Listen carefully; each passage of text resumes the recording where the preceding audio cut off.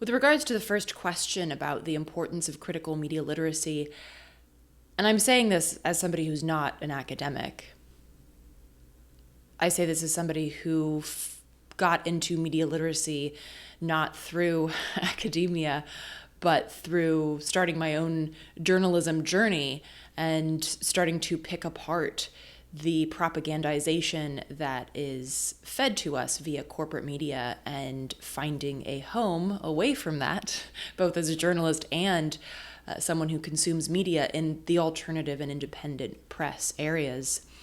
So the importance of critical media literacy education is that it is the lens through which we see everything. And I think some people might feel, oh, well, it's just, media literacy. It's like, okay, whatever. It's not that big of an issue. The world's on fire. Right, but the world is on fire. But our media, as in the corporate media, legacy media, also known as, isn't saying that. But if we know that the world is on fire, A, we're obviously getting that information from somewhere. And B, why aren't the largest media entities in our world, and of course in our country, talking about it in that way?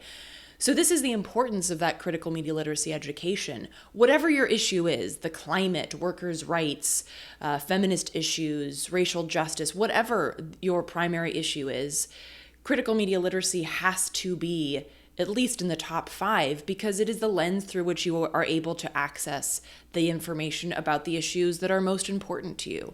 And so if we don't have media literacy, then we don't have the ability to pick apart the propagandization that happens with regards to the issues that we care most about.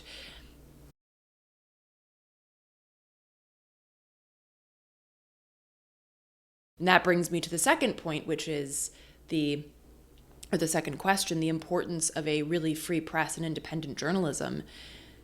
The corporate journalists, I don't even really like calling them journalists, are stenographers for the State Department. There are literally, and the outlets themselves admit to this. The New York Times checks in with the CIA or the State Department, checks in with them with regards to a story. There's the propagandization includes a very tight relationship by necessity of the state apparatus and the media. And by that, of course, the corporations that own our government.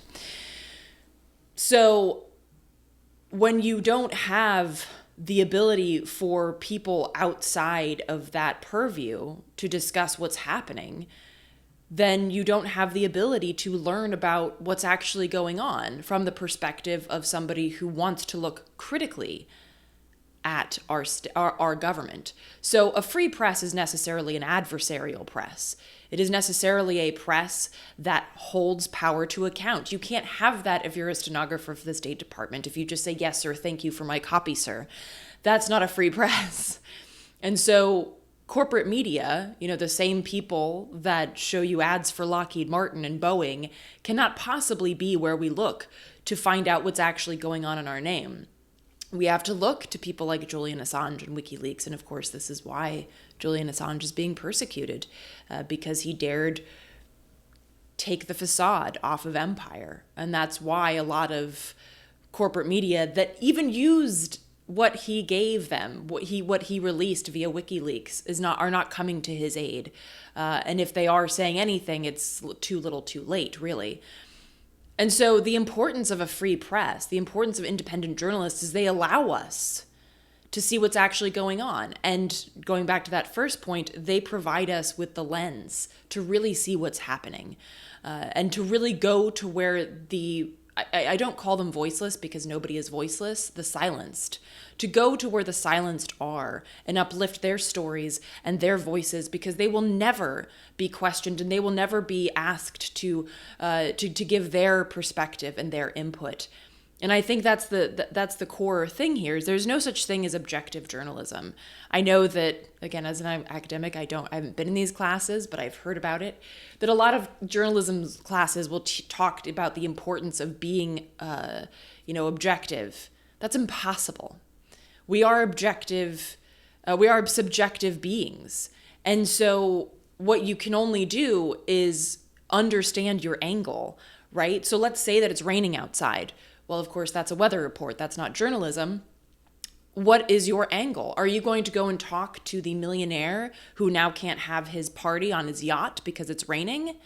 Or are you going to go talk to the unhoused people whose possessions are being destroyed and have nowhere to go because of the rain and a potential flash flood? And are you going to link that to climate change? What are your angles? And so I think that is what independent journalism allows us to have, are the angles that are not ever shared or uplifted in corporate media.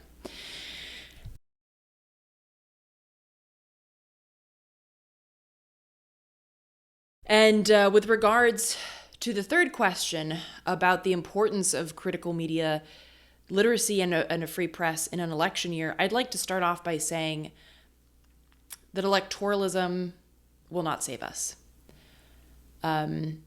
I oftentimes liken voting to using your turn signal when you're driving. It lets people know where you're headed, if you're left or right, ish. Of course, there's no real left party in our country, but that's a different story. It lets people know where you're going.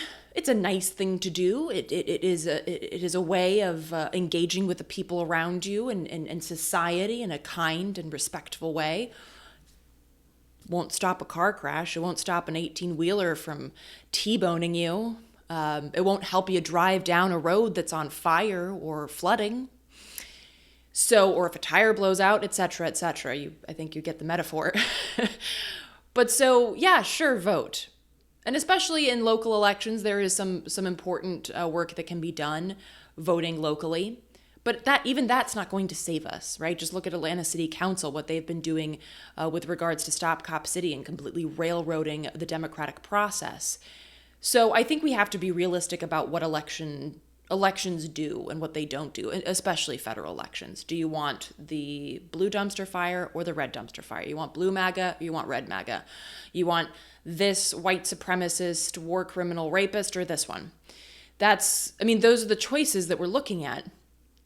And again, you wouldn't know that just by looking at corporate media, right? At corporate media, it looks like these people are totally disparate. They would be avowed enemies.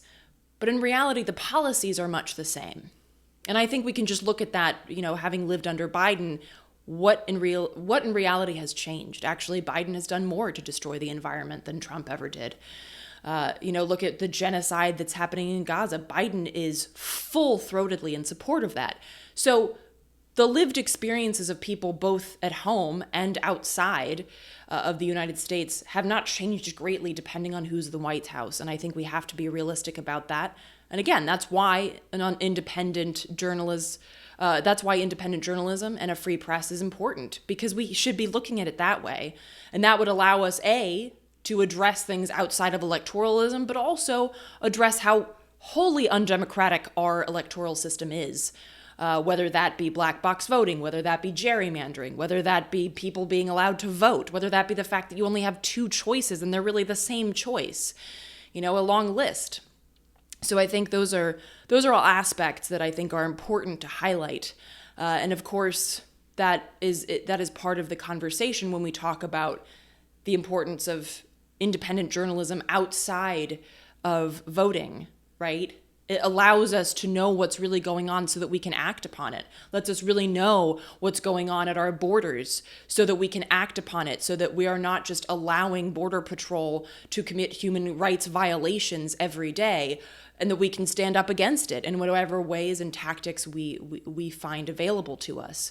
But we have to know what's going on first. You can't fight something when you can't see it. And so independent journalism and a free press allows us to see it so that we can fight it.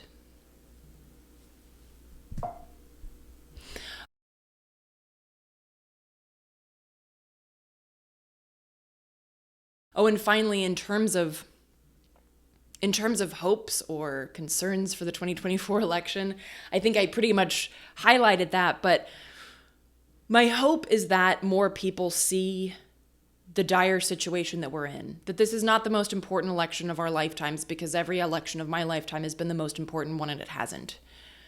I hope people see the limitations of electoralism and the importance of independent journalism and a free press allowing us to access the importance of our world and our life outside of electoralism, the importance of direct action, the importance of community organizing. These are terms and ideas that you will never hear on corporate media.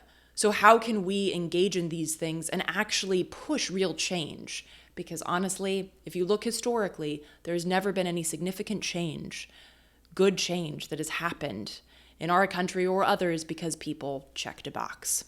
So I think we need to be real about it, and we need to hit the streets, get out into the trees, out into the rivers, wherever we can throw a wrench into the status quo, into the dealings and the workings of this system as it grinds ecosystems and people to a pulp. So that's my hope, my sort of jagged hope.